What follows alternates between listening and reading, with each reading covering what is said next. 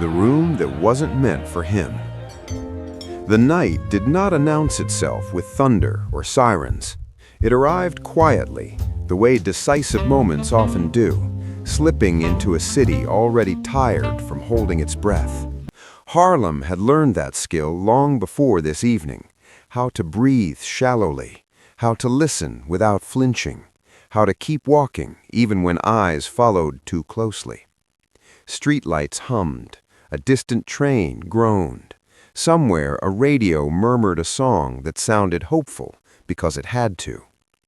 BumpyJohnson walked alone. Not because he lacked people willing to stand beside him, but because the message would mean nothing if it arrived escorted. Power did not always need numbers. Sometimes it needed timing and the courage to let silence do the work that shouting never could. He adjusted his coat at the curb, not out of nerves, but habit. A man who survives long enough learns which motions steady the mind. The building ahead was anonymous by design. No sign, no light that invited curiosity. A place meant to disappear into the night. Inside, 15 men waited. Men who believed the world belonged to them by default, who laughed easily because they had never needed to measure the cost of their laughter. They had been told BumpyJohnson might come. They had not been told he would come alone. The door opened. The laughter started before he reached the threshold. It wasn't a single sound. It was a chorus, layered and careless. Chairs scraped. Someone slapped a table. Someone else leaned back as if the night had just provided entertainment. They saw one man where they had imagined an entourage. They mistook restraint for weakness. They mistook dignity for hesitation. Bumpy paused just inside the doorway, letting the room reveal itself to him the way it always did. Angles first, then faces, then the small tells people believed they were hiding. 15 sets of eyes, some cold, some amused, a few calculating. He counted exits without looking like he was counting. He noticed who watched his hands and who watched his face. He noticed who laughed loudest and who did not laugh at all. He took one step forward. The laughter grew. It was important, he knew, not to rush. Rushing suggested urgency. Urgency suggested fear. Fear was a language these men understood, but not the way he intended. He wanted them to understand something else, that the room had changed the moment he entered it, even if they had not yet felt it. He removed his hat and placed it on a chair near the door, a small act, intentional. A man who plans to leave in a hurry does not set his hat down. The laughter faltered, just a fraction. Someone made a joke, sharp and crude, meant to draw blood without leaving a mark. Another man added to it. A third laughed too loudly, as if volume could make the moment stick. Bumpy did not answer. He did not smile. He did not frown. He looked at them the way one looks at a locked door, not with anger, but with patience. 8 minutes. They did not know about the 8 minutes yet. They did not know that time had already started working against them. Bumpy walked to the center of the room and stopped. He did not ask for a seat. He did not ask for permission to speak. He waited. Silence, when allowed to stretch, becomes uncomfortable. It forces people to fill it. It forces them to reveal themselves. A man at the far end finally spoke, his tone casual, as if this were all a misunderstanding. "You lost, Johnson?" A ripple of laughter followed, less confident than before. Bumpy met the man's eyes. "No," he said. One word, calm, even. It landed differently than a speech would have. Another man leaned forward. "You got nerve coming in here by yourself." Bumpy nodded once. "I know." The room shifted. It was subtle, the way a chessboard changes when a piece moves to a square no one expected. He had acknowledged the danger without dramatizing it. He had named the truth without begging for mercy. They laughed again, but now the sound had edges. Bumpy took a slow breath. He did not raise his voice. He did not lower it. "You invited a conversation," he said. "I came to have it." Someone scoffed. "Conversation? You think this is a conversation?" Bumpy glanced around the room, counting them again, not out of habit, but emphasis. 15 men, he said, all laughing. That usually means nobody's listening. A chair creaked. Another man shifted his weight. The loudest voices quieted, not because they were persuaded, but because they were curious. Curiosity is a crack in certainty. It is the first thing arrogance loses. Bumpy continued. "You're laughing because you think I came here to ask for something." No one interrupted him now. "I didn't," he said. "I came to tell you something." The word tell changed the temperature. It implied direction. It implied information they did not yet have. People who believe they already know everything do not like being told. A man near the window crossed his arms. "Tell us what?" Bumpy looked at him. "That what you're planning doesn't end the way you think." A murmur moved through the room, low and unsettled. Someone muttered a dismissal. Someone else glanced toward the door without realizing he'd done it. Bumpy took another step forward. "You think strength is how loud you can be in a room where you outnumber one man. Strength is what you do when you realize that man didn't come here to win an argument." A pause. "He came here to end one." The room felt smaller now. The walls had not moved, but the space between confidence and caution had narrowed. One man cleared his throat.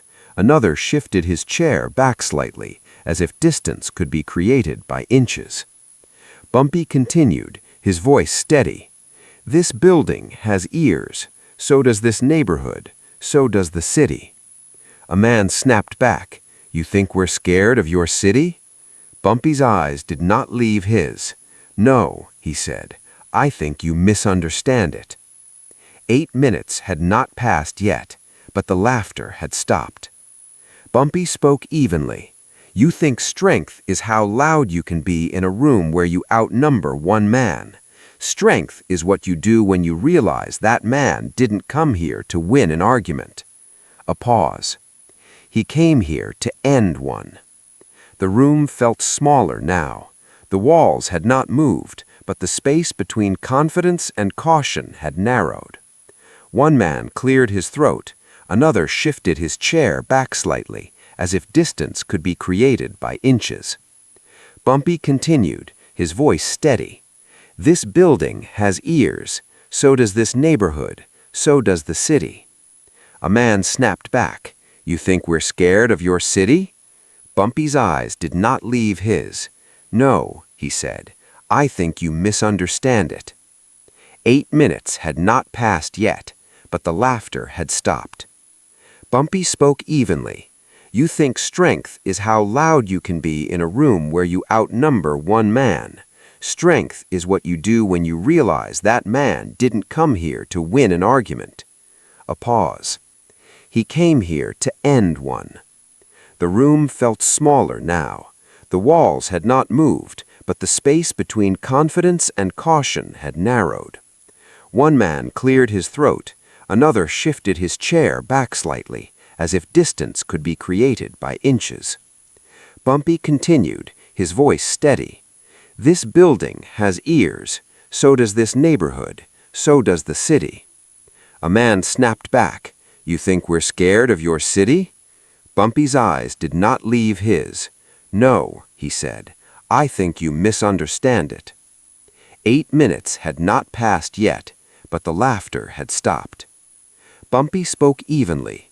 "You think strength is how loud you can be in a room where you outnumber one man.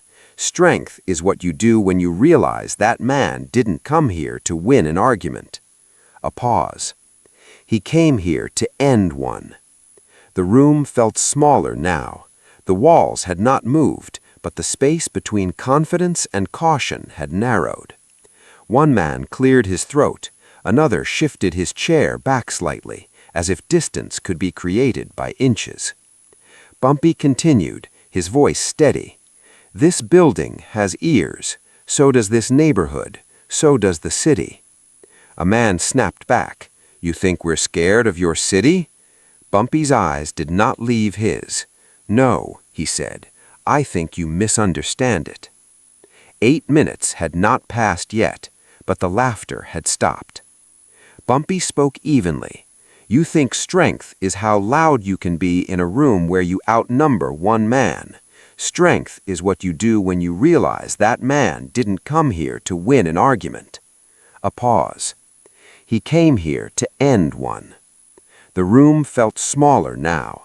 The walls had not moved, but the space between confidence and caution had narrowed. One man cleared his throat.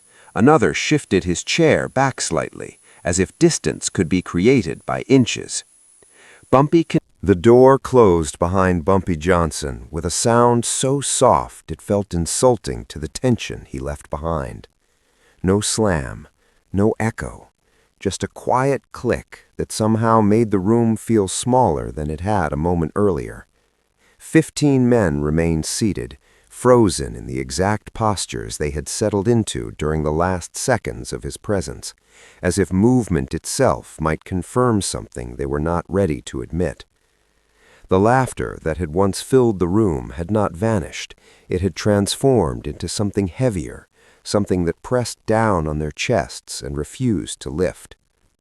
For several seconds, longer than any of them would later admit, no one spoke. The clock on the wall continued its indifferent ticking, each second now noticeable, now intrusive, now loud enough to irritate nerves that had not expected to be tested tonight. One man reached for a cigarette, stopped halfway, then placed his hand back on the table. Another shifted in his chair, the wood scraping softly against the floor, and immediately stilled again, as if the sound had given something away. Finally, the man who had laughed the loudest earlier leaned back and forced a grin onto his face. It was an attempt to reclaim the tone of the room, to drag the moment back to where it had been when it felt safer. "That's it?" he said, voice deliberately casual. "That's what all the build-up was for?" No one joined his laugh. He tried again, louder this time, the sound bouncing awkwardly off the walls. "Guy walks in, talks like he's reading poetry, and walks out. We're supposed to be impressed?" A few men shifted uncomfortably. One cleared his throat.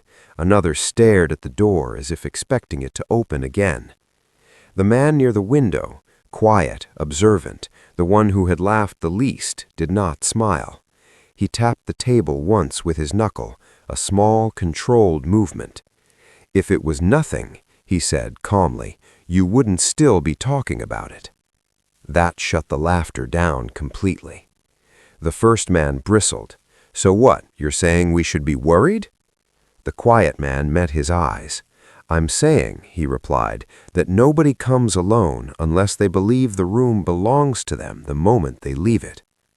That thought landed differently. It wasn't dramatic. It didn't accuse. It simply reframed the last 8 minutes in a way that made sense of the unease none of them wanted to claim. They had been waiting for a threat, something loud, something obvious. Instead, they had been handed certainty, and certainty was harder to argue with. Another man leaned forward, his elbows on the table, voice low. "He didn't threaten us. That's what bothers me." A third nodded slowly. "Men who plan to lose make threats. Men who plan to win make arrangements." The word arrangements hung in the air. It suggested movement beyond the room. Phones ringing, conversations already happening, people already positioned.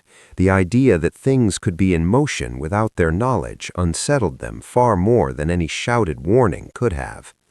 One of the younger men scoffed, though the sound lacked conviction. "You're all letting one speech get in your heads." The quiet man by the window shook his head slightly. "No," he said, "we're realizing that he didn't come here to speak. He came here to listen." That realization cut through the room like a blade. Listening implied intelligence. It implied preparation. It implied that whatever came next had already been considered. Another man rubbed his temples. He said the building has ears. A nervous laugh followed, quickly dying. The building did have ears. Everyone in the room knew it. Anonymous places attracted attention precisely because they believed they did not. Walls remembered voices, neighbors noticed patterns, and Harlem especially did not forget men who walked in alone and walked out unchanged. The man who invited Bumpy in the first place, older, heavier, with a presence that demanded deference even when he was silent, finally spoke. His voice was controlled, but there was no mistaking the shift in authority. "Enough," he said. "We don't unravel over one visit." He paused, letting his gaze travel the table. "But we don't ignore it either." The room listened. "What he did," he continued, "was remind us that we're not invisible, that plans don't stay in rooms, they travel." A younger voice cut in, impatient. "So what are you saying? We stop everything?" The older man considered the question carefully before answering. "I'm saying we slow down." That answer displeased several people at once. Slowing down felt like retreat, and retreat was not a word they liked. But no one argued openly. The mood no longer supported bravado. The laughter from earlier felt embarrassing now, like a memory of ignorance they wished they could erase. The quiet man by the window leaned back. Slowing down doesn't mean stopping. It means checking whether we're walking into something we can't see. Another man frowned. "You really think one man can do that much?" The quiet man's reply was immediate. "I think one man who knows where every door leads can." That moment it truly settled in. BumpyJohnson had not needed numbers because he had knowledge. He had not needed volume because he had leverage, not the kind that came from force, but the kind that came from understanding how fear actually moved through people. It did not flow outward from threats, it flowed inward from uncertainty. The older man stood, signaling the end of the meeting without formally declaring it.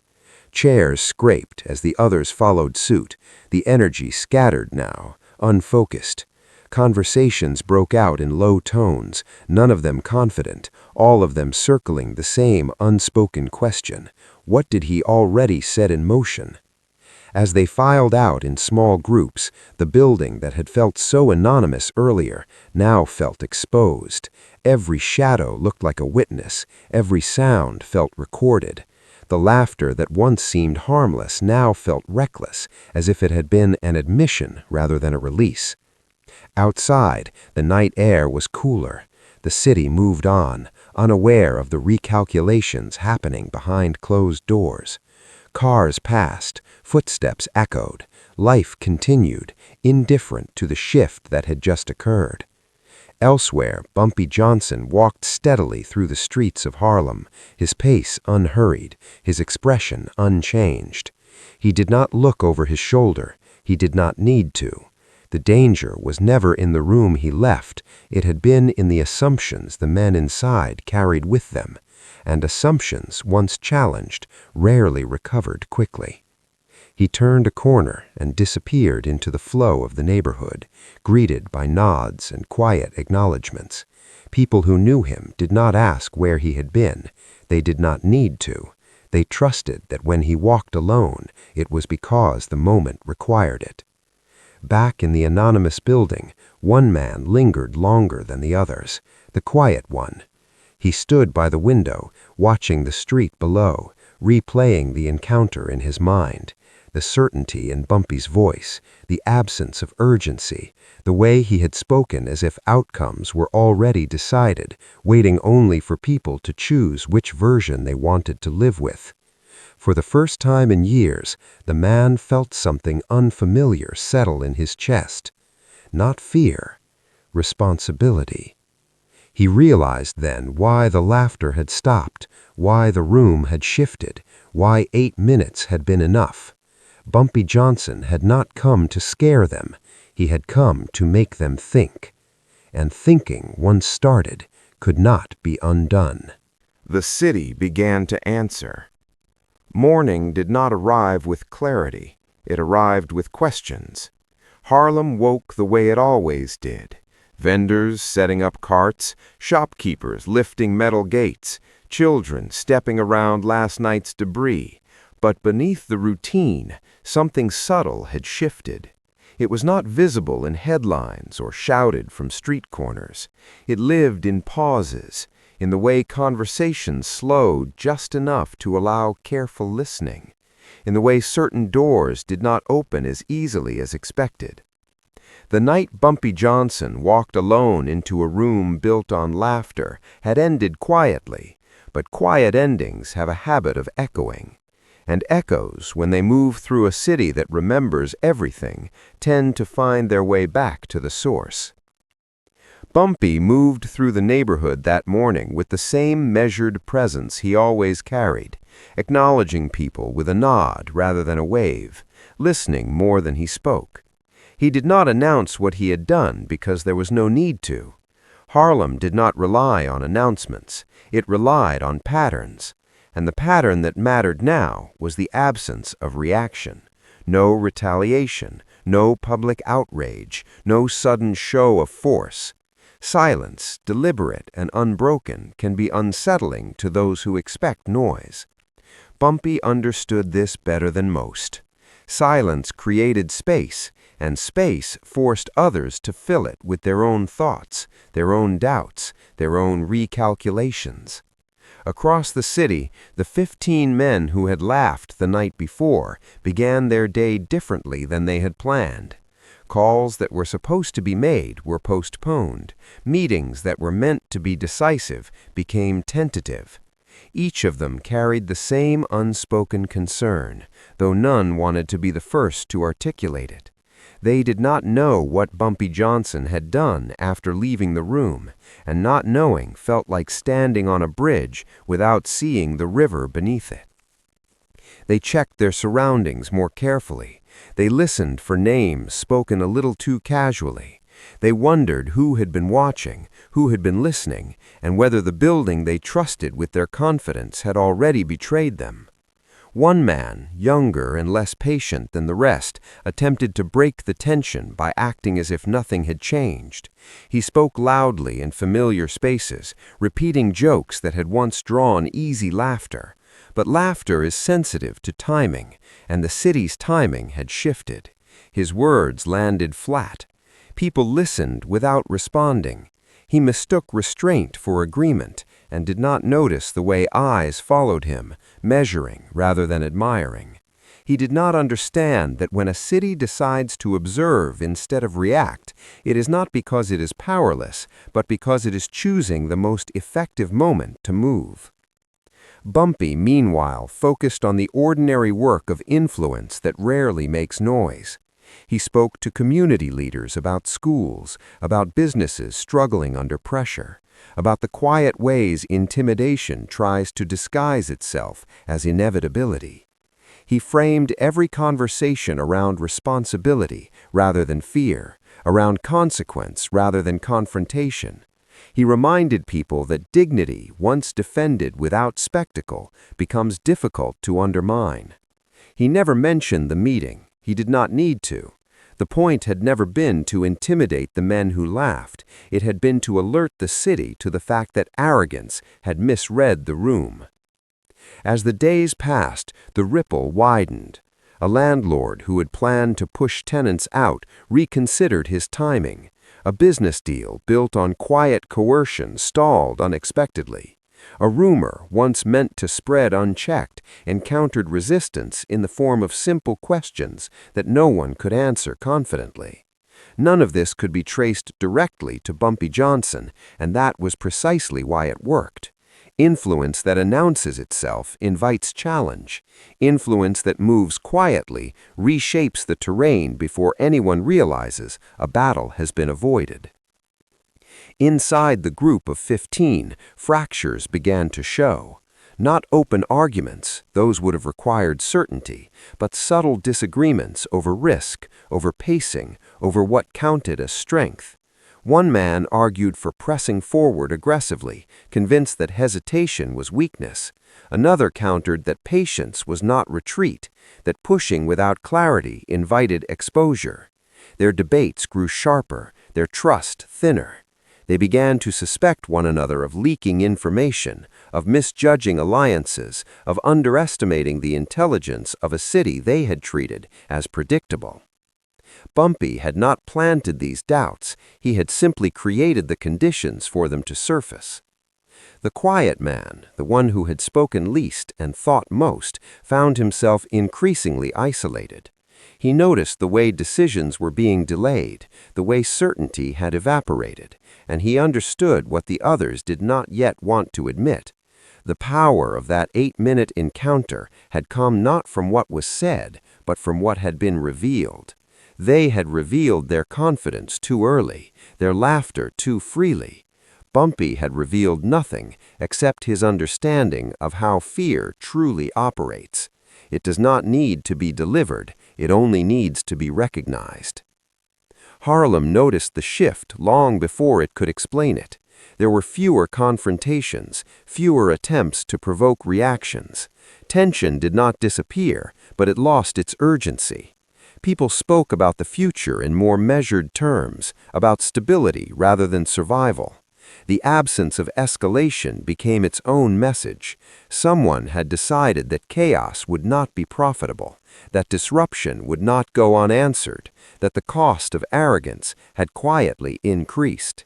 This knowledge traveled without attribution, strengthening as it moved, because no one could point to a single source, and therefore no one could challenge it directly. Bumpy watched these changes without satisfaction or surprise.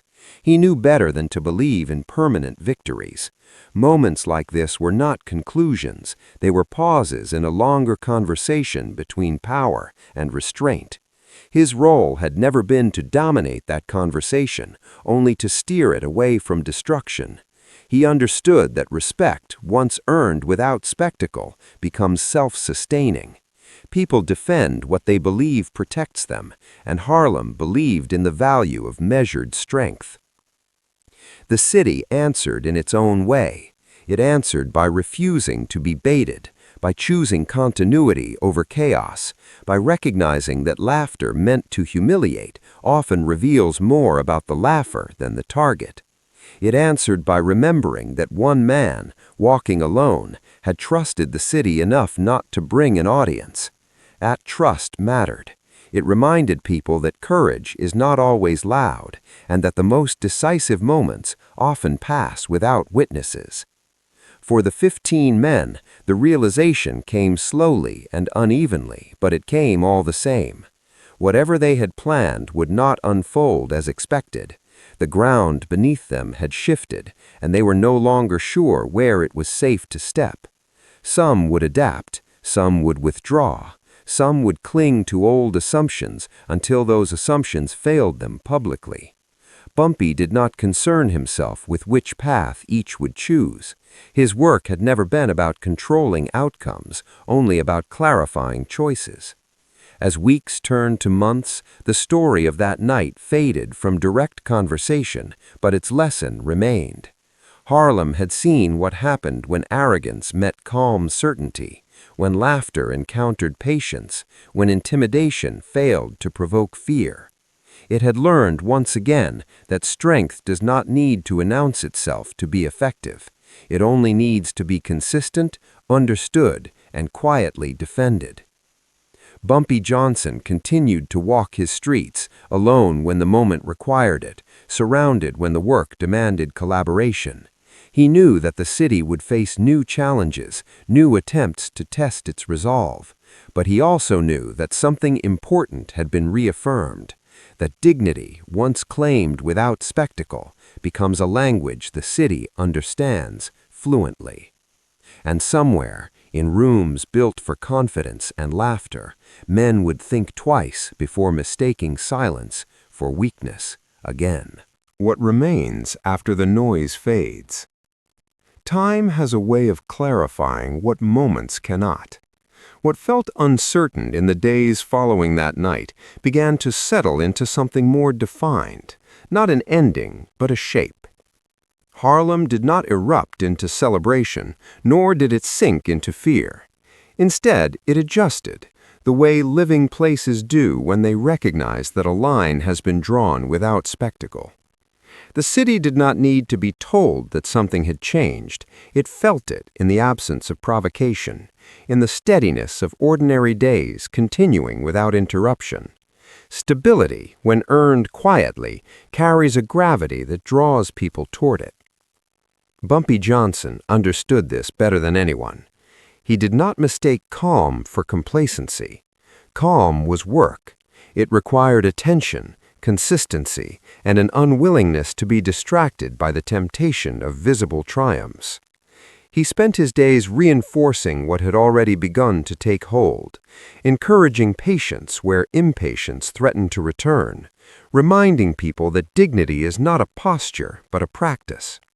He spoke carefully, choosing words that emphasized responsibility over pride, continuity over confrontation. The city listened because it recognized itself in that language. Harlem had survived by learning when to endure and when to act, and it knew the difference between noise and meaning. The men who had laughed that night continued to feel the weight of their own reaction long after the memory of the room began to blur. Some tried to reclaim their confidence by asserting control in familiar ways, but the response they expected did not come. Influence resisted them not with force, but with distance. Doors did not close dramatically, they simply did not open. Conversations ended earlier than planned. Agreements stalled without explanation.